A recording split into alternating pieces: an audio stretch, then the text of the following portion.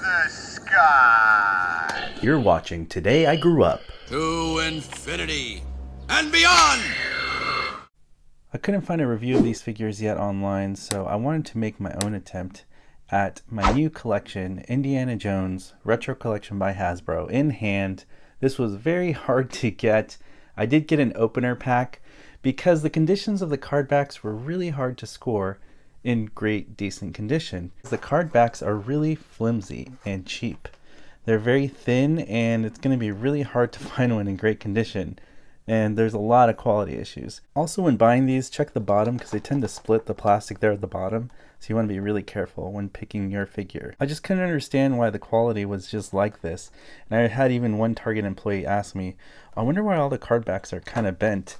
And I think it's just because they're really cheaply made. The card stock is just really thin, which is unfortunate. So I'm not kidding. I went to about 15 Targets in about 2 days. It was madness. I drove all over my home state of Southern California to find these. So happy hunting out there. I will post the DCPI numbers here.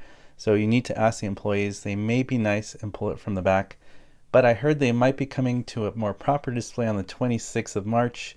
So be on the lookout for that. I'm not too sure though. That might be a rumor. We have to start with Indiana Jones because it's just epic to see this back on a card back. I do have an original reproduction of it. So you can kind of see the differences between what was the 1982 Kenner release. And this is a reproduction card I got years ago. Because I do have an 82 Kenner Indiana Jones, but it's loose.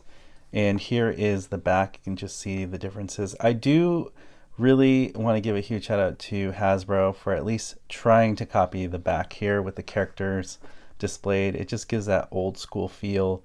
Because some of the new Star Wars figures just have all the text and no pictures. And so this looks really cool. And it's not exactly the same as the original, which is probably good for collectors so they could distinguish the difference between an authentic original 82 versus this newer wave. Now this looks really good. It's a very good throwback to what we've seen for 82 Kenner. I know the face looks a little bit different than the original, but I think for the most part it's just an homage to the original. And if you can see here on the back text, it does say 2023 so that you can distinguish the new retro with the original 82. And I think that's important because you don't want people to pass off a newer retro figure as a vintage original when it's not. So I'm glad they do that so that people don't get deceived out there in the marketplace, because in the future I could see if they looked exactly the same, people could definitely get tricked. I'm just glad Hasbro did think about those details. This does feel exactly like the original. You have that spring action arm. You can do it for the whip action and for the pistol. But now the true test is going to be, do the weapons fit in his hand? He does come with a pistol, of course, that you can holster here on the side. So the accessory seems pretty sturdy. It doesn't feel cheap or anything. It does feel like solid plastic, obviously. It looks really good here on the side. It does, it doesn't fall off if you put it in right. Take it right out and that works. Okay, we got that pistol in his hand. And now let's quick draw back on the spring. And yep, he has that quick draw action. You can bring the arm back. You do feel the spring. You can actually hear it a little bit. It's kind of snap back. You let it go. And he's got that quick draw action, which is pretty awesome. And I'm glad they honored the original Kenner release. And you still have that here with this. Quick draw action Indy with the pistol. Love that. That's super cool and iconic. And I can't believe Hasbro brought this back to life. I am very happy with that. For fun, I put the pistol into his left hand. I didn't have any issues with that, so that worked out really well. Here's the issue with Indy's hand. His hand is a little too flexible. You see that? It was good to grip the pistol. That flexibility didn't really affect the pistol quick draw. But let me just show you the problem with the whip. The problem with his whip is the handle is too big and large. And so even if I put it here at the skinnier part of the top of it, but even then, I don't feel confident that it's actually going to stay in his hand with the whipping action. We'll have to test that out right now. I am not confident on it. Okay, let's just hope this works. Okay, it kind of worked, but I need to really spring it back to find out. Okay, and as you can see, the accessory falls out, which keeps happening, which is very, very unfortunate. Indy, what happened? I don't know, Hasbro made me, ask them. Well, since your whip will probably not work well with Indy, at the very least you can holster it here on the side, which is really cool. Throwback to the original Kenner release. You can holster the whip, which is a really cool thing because he's probably not going to be using it. This is my 1982 original Kenner Indy, and you can see that the fingers are not flexible. So I think if Hasbro would have made it not like a flexi plastic and more stiff like this one, it would hold the accessories better, and especially the whip, and it would work better. Here is the brand new 2023 Kenner handle and the 1982 release whip for Indy.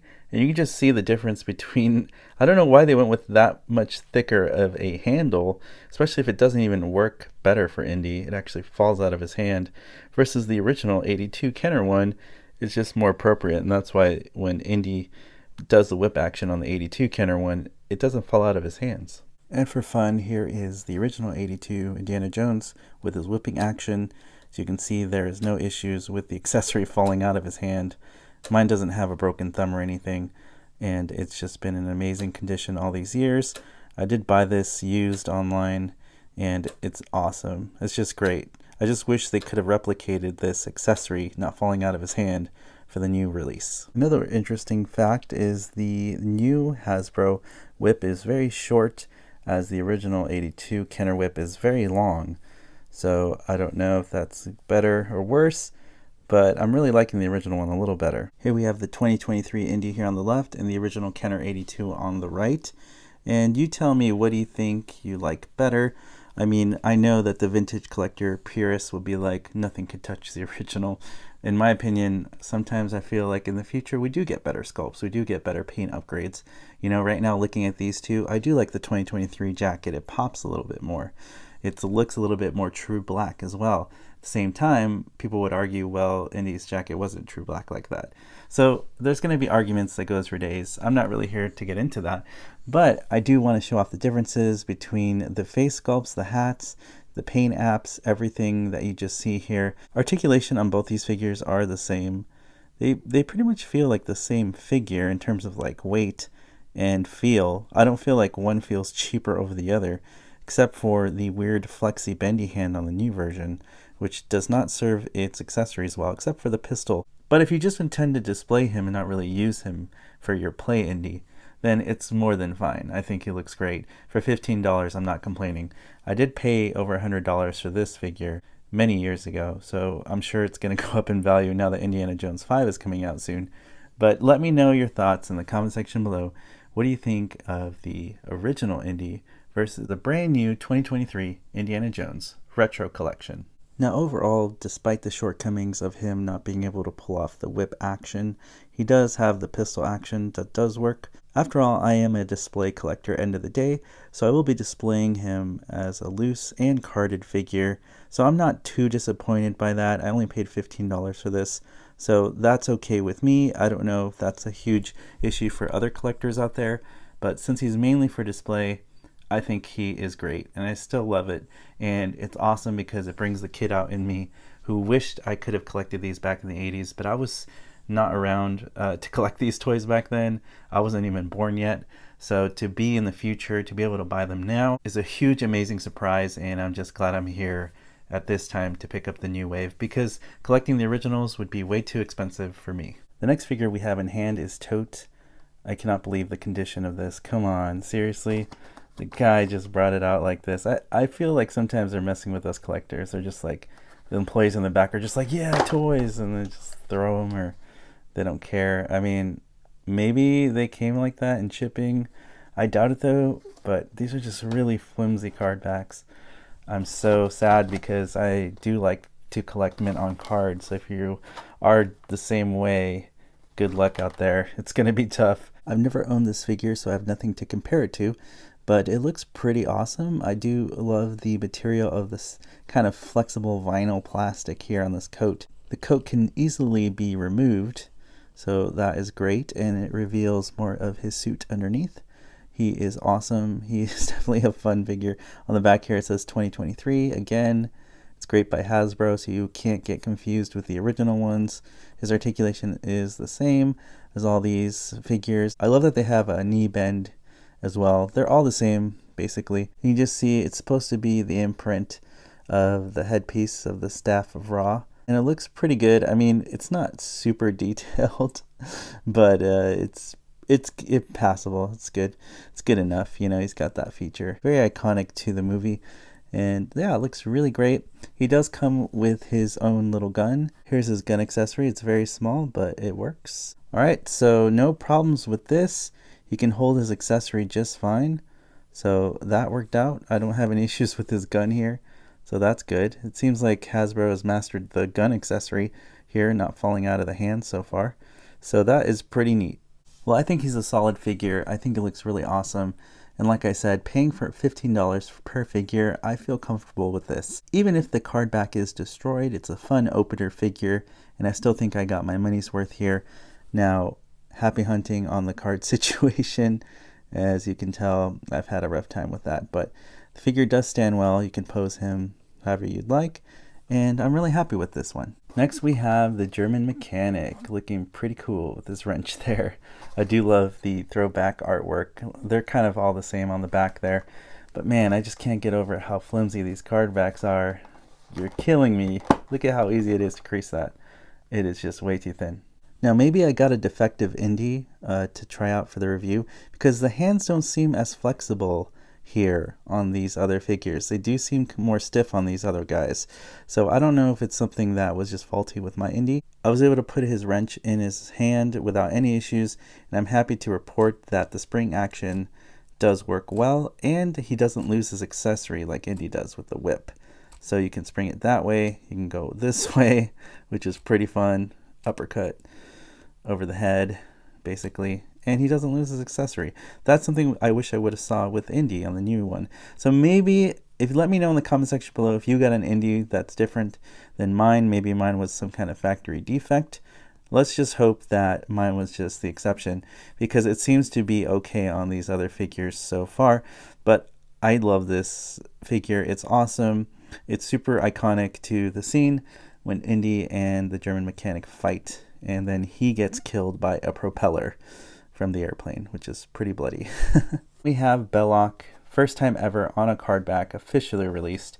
I heard there's a few of these floating around from '82 with an actual card back, but not many exist, and it's probably worth like $1 million now. I'm not really sure, but we finally got this, because originally Belloq was a mail away and people would get him without a card back. So we finally got a Kenner on card Belloq with the picture of him. That's why I bought two, one to keep me on card and one to open to inspect the details. Here is Belloq looking really great in the ceremonial robes.